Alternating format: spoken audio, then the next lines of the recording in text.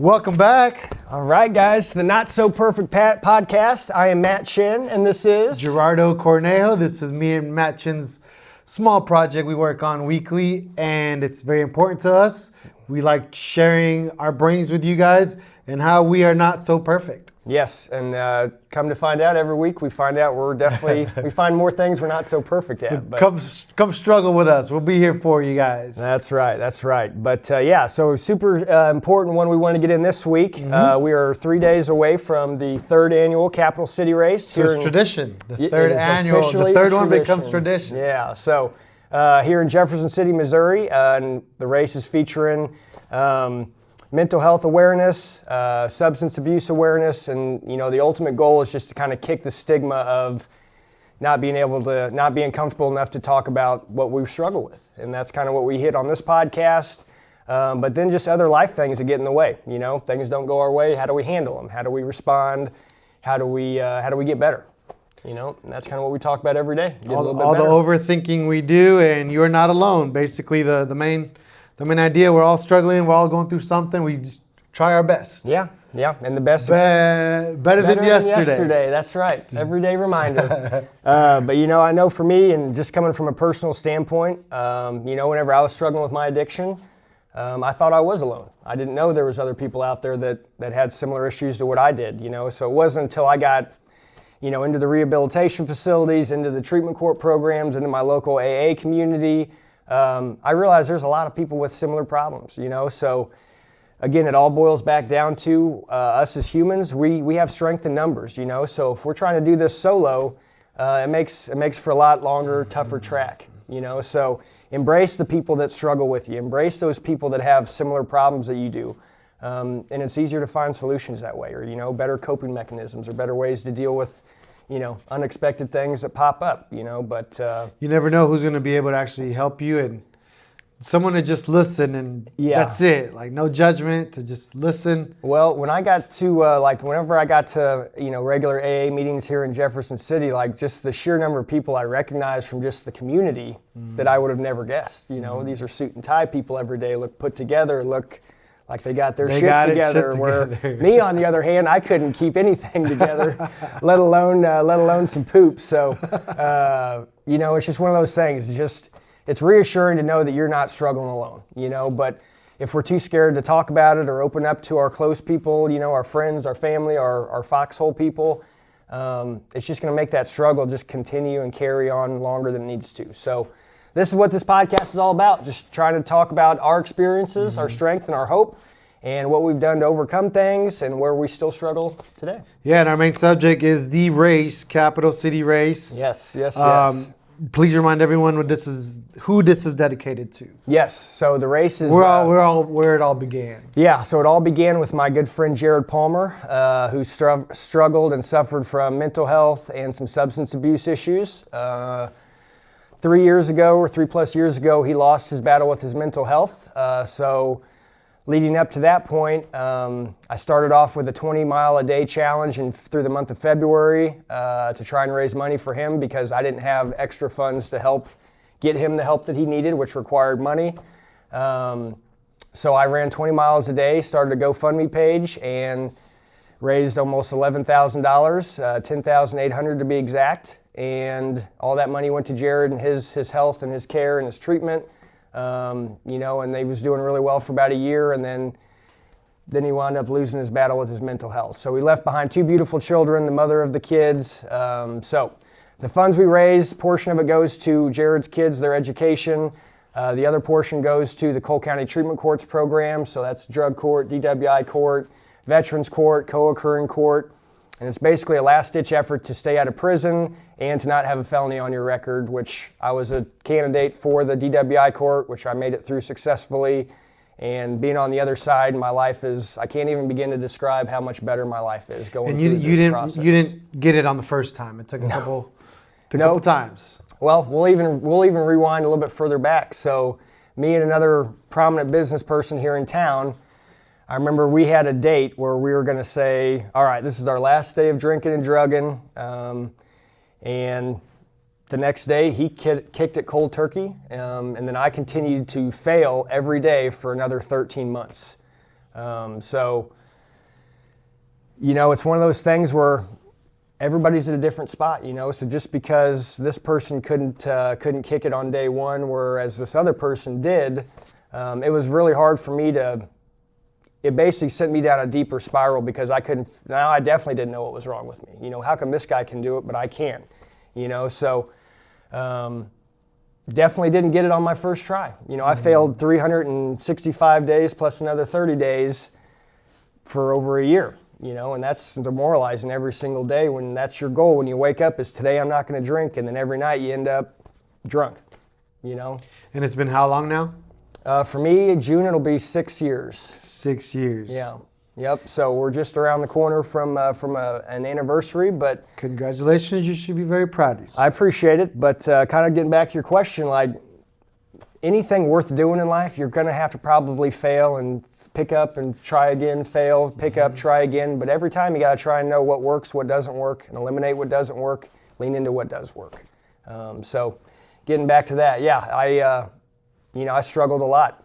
But it wasn't until I had my aha moment in jail in the 24-hour drunk tank where I got my faith back with my higher power. Instead of asking him for things that I wasn't going to hold my end of the bargain with, I just asked him to take the wheel, both literally and figuratively, in my life because I couldn't manage a wet paper bag. So in that jail cell, a lot of things happened. I had a conversation with my higher power that was not a selfish-centered, oriented one.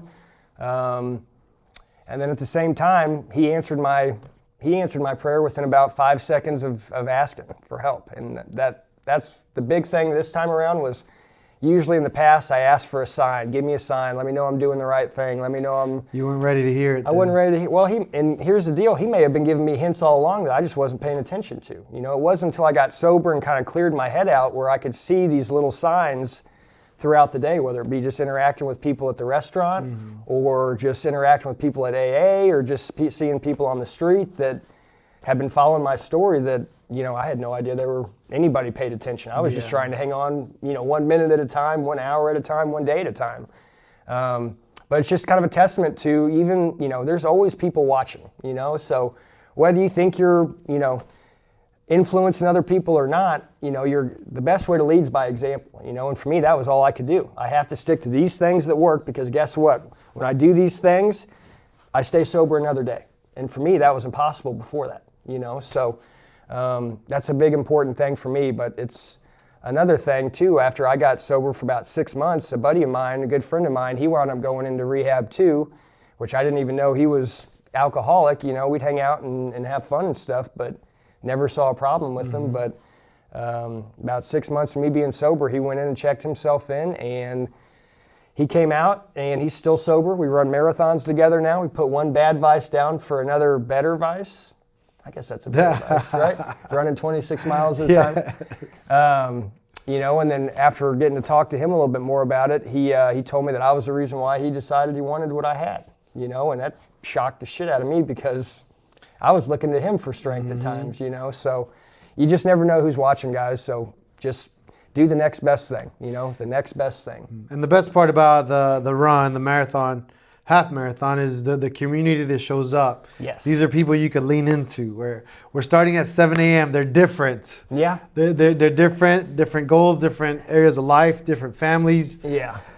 But one of the neat things about that race, whether it be the 5K, the 10K, or the half marathon, is the participants that come up to me either before or after, and I get to hear their story, and I love it because a lot of them, I have a son that passed away from mental health issues or substance abuse issues, or, I realize this is the time in my life where I need to make a change. I got to do better by myself, my family, my kids, whatever is motivating them. But just hearing those personal stories about how, I've never even ran a 5K and I signed up for the half marathon because, of what your race is doing. It motivated me to do that next hard thing, even though it's hard, it's going to be worth it once you get on the other side, and if you fail along the way, now we know, okay? Now you're more prepared for next year, or that next tough thing. How big are we at now with this event? So this year, as of this morning, we had 277 registrants, which is great. I tell everybody every year, if you want an educated guess, I'm not the person to ask because I'm not smart enough to give one.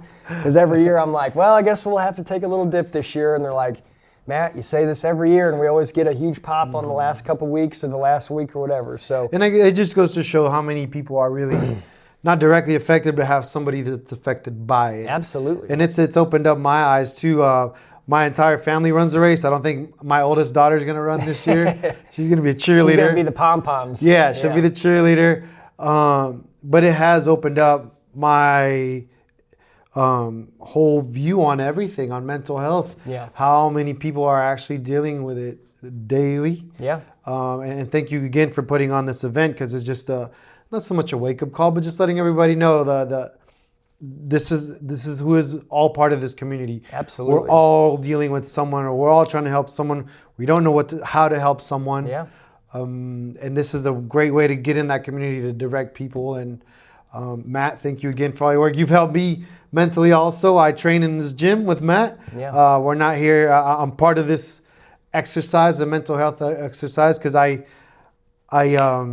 set myself to a higher standard every day. Yeah. And Matt is one of my coaches that helps me get to there. Well, and we've experienced loss together. I mean, more so on your side, just with losing Chris. Recent. And so recent. And that's where I really noticed a big change in you. Mm-hmm. Once that day hit, and we started talking a little bit more, just small group between me and you, just kind of giving you some answers or explanations, because that's the biggest thing when we lose somebody, especially if they take their life. Why would they do that? What would ever convince someone that this is a good idea? You got a family, you got kids, you got your wife, you got a great job, you're kind of the king of the community in terms of everybody looked up to him. I know I did especially. I didn't know him as well as you did, but you never saw the guy in a bad mood. You never saw him anything less than just super excited to. And an arranger too, those guys are scary, man. Well, and that's he was my protector. That's part of what this race is wanting to do. I want to open, pull the veil back on mental health and substance abuse, and how the two are very connected a lot of times.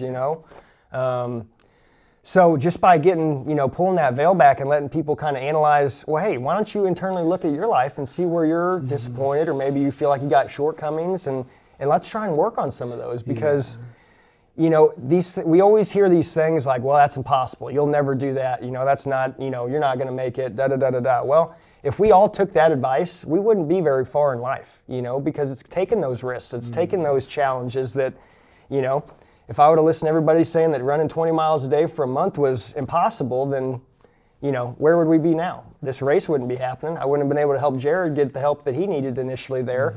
So I always use those like, well, that's impossible. That's not doable. You're not going to do that. That's, you're just going to fail and fail. And I've heard a couple different people this week alone, just different podcasts I listen to. I got a new book on tape I'm listening to. And a lot of the messaging has been shutting down the haters and embracing them, So for me nowadays, whenever I hear people say that stuff, I used to take offense, like, how dare you say I can't. But again, these are people that have never gotten out of their comfort zone. It's the ones that stay right where they're at because they're comfortable and things are good and cushy. We don't grow there. And they're mainly distractions. Yeah. So I started using that as like my superpower. Yeah. I use that as fuel. Like, if I'm tired on mile 18 and I got 2 more to go for that day to get to 20 miles, guess what I'm pumping through my brain on repeat? All those people that doubt me, all those people that said I'd never make it, And guess what? You hit stop at 20 miles, feels pretty good. And I don't have to talk shit about it to go back at you. My proof speaks for itself. It reminds me of a Goggins quote I saw last week. Where your life ends is where mine begins. Absolutely, because our that's where he goes to first gear when we're completely the potential that we all have inside. No one truly understands what they're capable of, and I'm one of them. I never thought I'd be able to run 4 marathons back to back to back to back. I never thought I'd be able to run 20 miles a day for 28 straight days. But I was willing to try. And it's getting out of that comfort zone and embracing. Like Goggins and Rogan say, embrace the suck.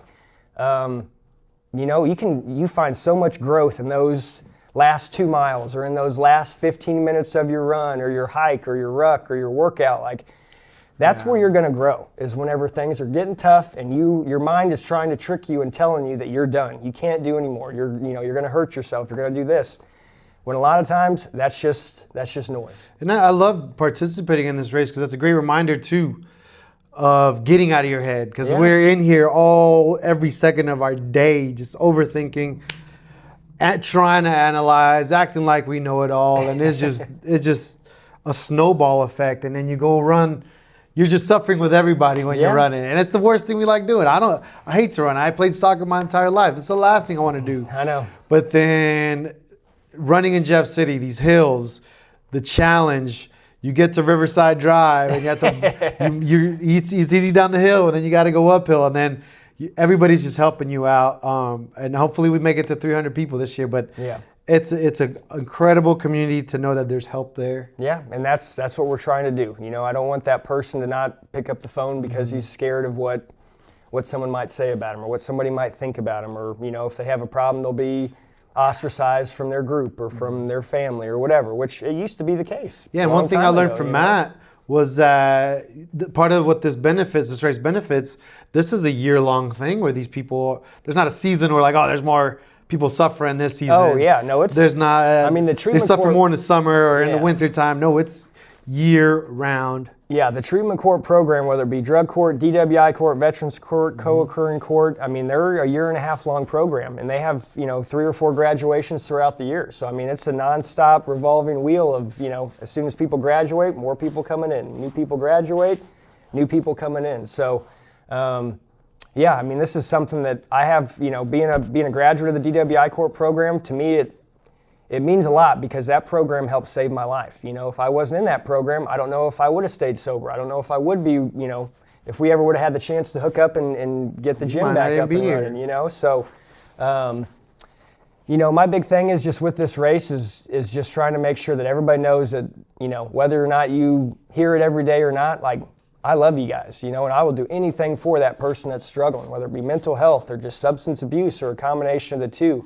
And, it's something that I don't want anybody to have to go through what I did a day longer than they have to. So, if they see this podcast and they're really on the fence about wanting to try and make some changes or get some additional help that they've been too scared to do, now's your time to do it. And here's a great place to start. Yeah, here's a great place to start. Yeah, so that's how I do a lot of my training here at Downtown Fitness. I do a very well-rounded approach. So it's not just physical training, cardiovascular training. I want to know how you're mentally doing, how you're, spiritually doing, because all those things are connected. And if one of them's off or out of kilter, you're going to have clunks and clogs in the wheel, so. And my approach to you is get me out of my head for 45 minutes. Yeah, I don't want to have to think for 45. I want to unplug, do not And disturb. if I can hit something at the same time, even better. Yes. Because a lot of times what I'll find is even with some of my clients here in the gym, I can tell as soon as they walk in, hey, how you doing? It's fine.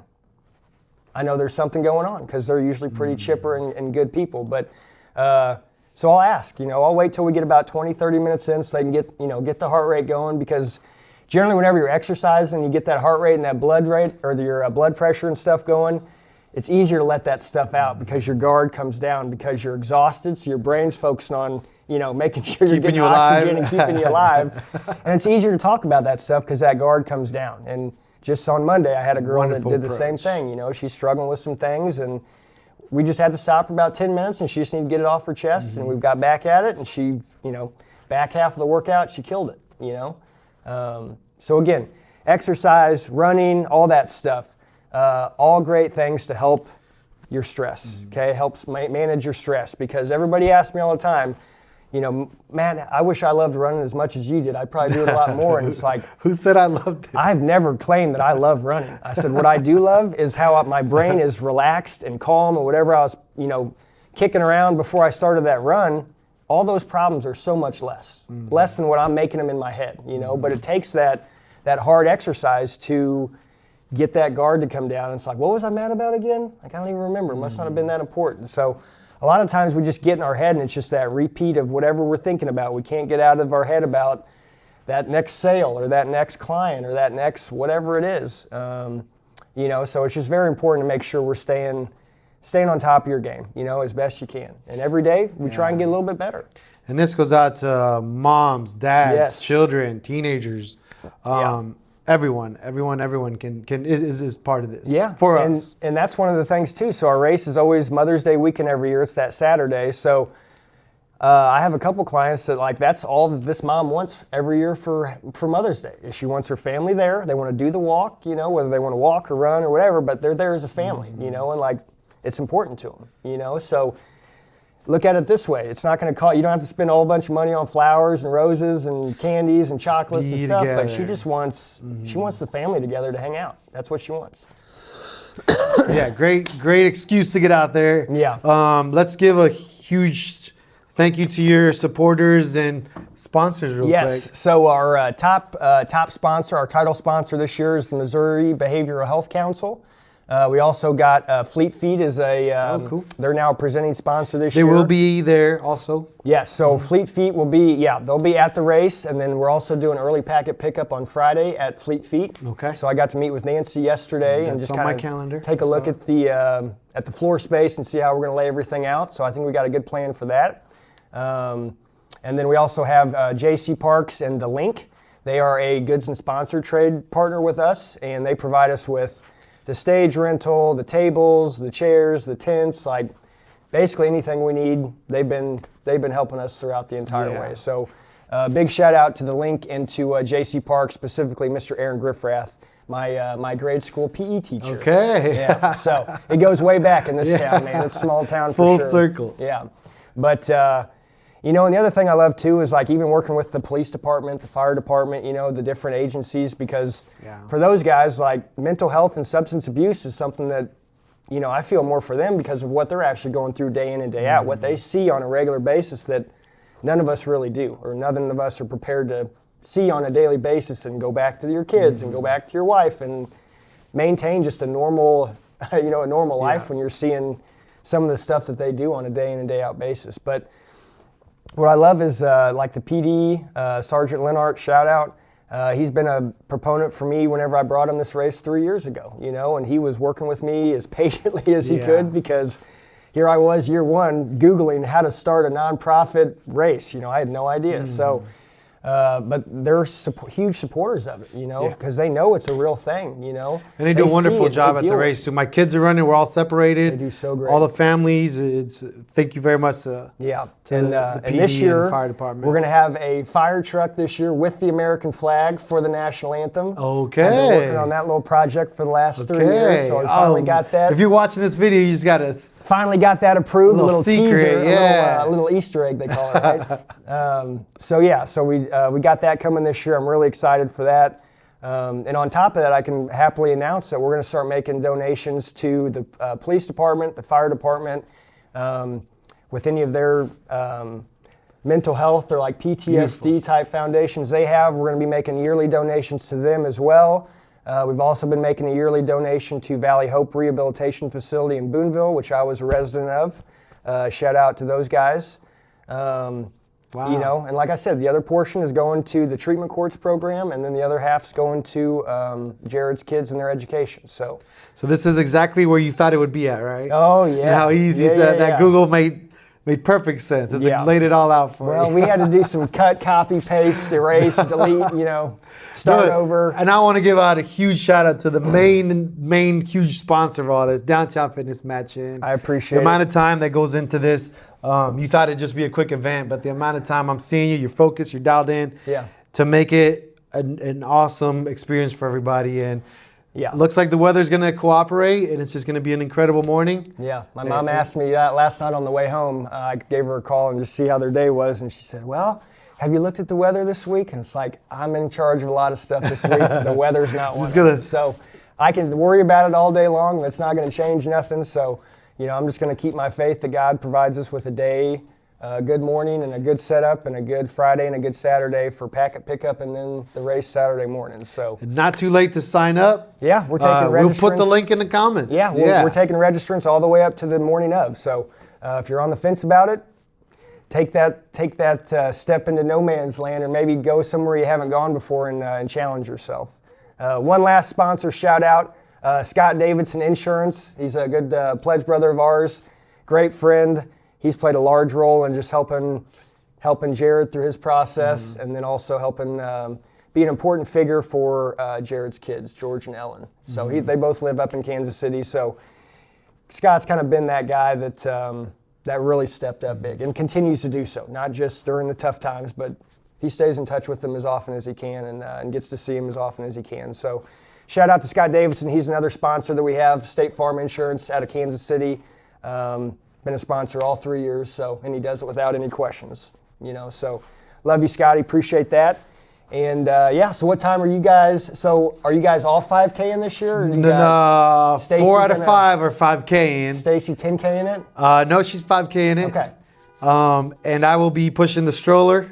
With the weighted vest. With the weighted vest and a weighted 4-year-old. You'll have 45-pound plates in the stroller and wearing a 45-pound I look like a SWAT vest. team out there with the stroller. That's right. That's right. So yeah.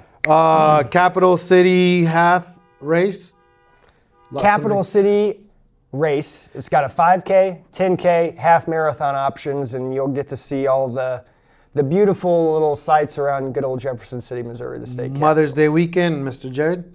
Jared Palmer. This is for you. Yes, sir. Love you, buddy. Thank you guys for watching.